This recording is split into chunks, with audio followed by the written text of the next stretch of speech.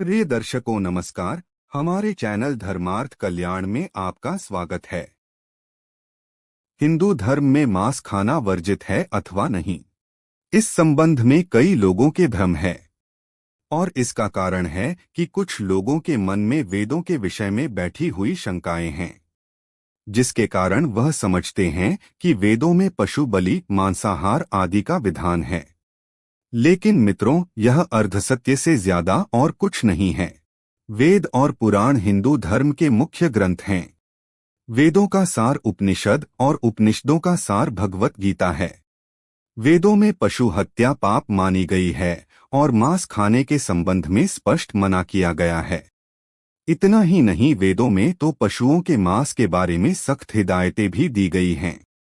यजुर्वेद में कहा गया है कि ईश्वर की सभी रचनाओं को अपनी आत्मा के तुल्य मानना चाहिए, अर्थात जैसे वह अपना हित चाहते हैं वैसे ही दूसरों का भी हित करें।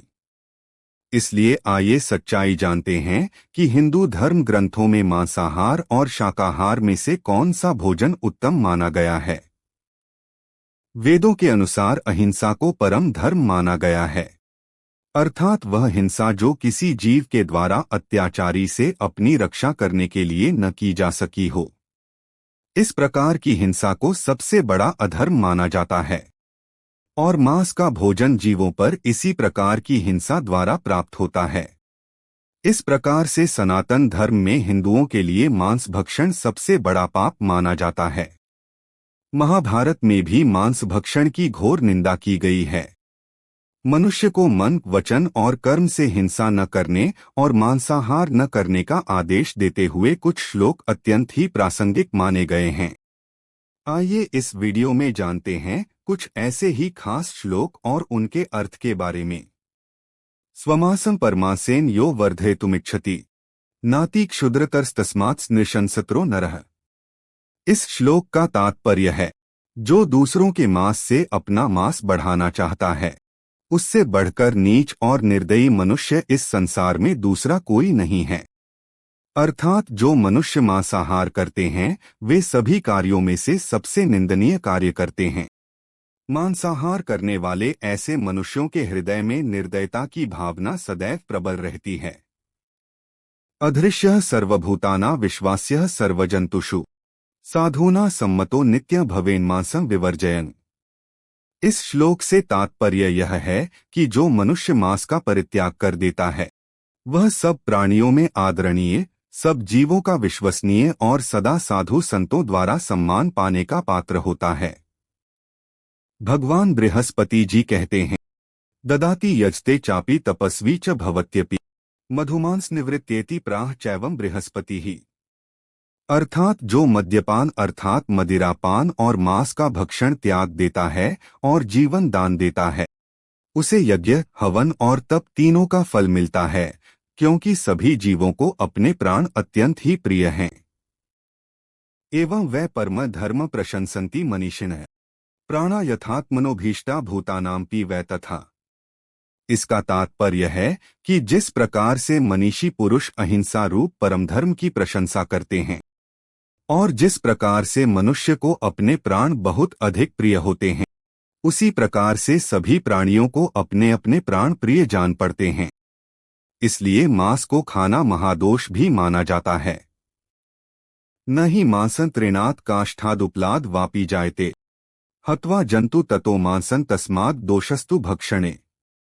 अर्थात मांस तिनके से, काष्ठ यानी लकड़ी से अथवा पत्थर से पैदा नहीं होता है, वह प्राणी की हत्या करने पर ही उपलब्ध होता है, अतः उसके खाने से महादोष लगता है। वेदों के अनुसार मांस खाने वाले का पक्ष लेना भी दोषपूर्ण माना गया है। अखादन्ननुमोदंश्च भावदोषेण मानवः योनुमोत्ति हन्यन्तं सोऽपि दोषेण लिप्यते।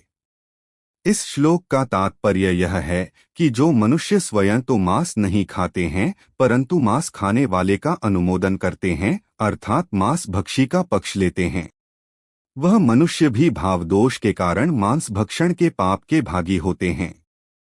इसी प्रकार जो व्यक्ति जीव को मारने वाले का अनुमोदन करते हैं वह भी हिंसा के दोष से लिप्त होते हैं। ऐसे लोग निश्चय ही नरक भोगते हैं। इजायज्ञ श्रुति कृतैर्यो मार्गैर बुधोधम हन्या जंतून मांस गृधनो सवै नरक भानर। अर्थात जो मांसलोभी मूर्ख एवं अधम मनुष्य होता है और यज्ञ त्याग आदि वैदिक मार्गों के नाम पर प्राणियों के प्रति हिंसा करता है, वह नरक भोगने का हकदार है। मांस भक्षण करने वाले ऐसे मनुष्यों को शारीरिक रोग रूपी नरक उनके जीवित रहते ही मिल जाता है। इसीलिए वैज्ञानिक दृष्टिकोण से भी मांसाहारी अर्थात मांस खाने वाले ज्यादातर लोगों में अत्यधिक गुस्सा और चिड़चिड़ापन होता है और उनके शरीर व मन दोनों अस्वस्थ बन जाते हैं। ऐसे लोग गंभीर बीमारियों की चपेट में ज्यादा आते हैं।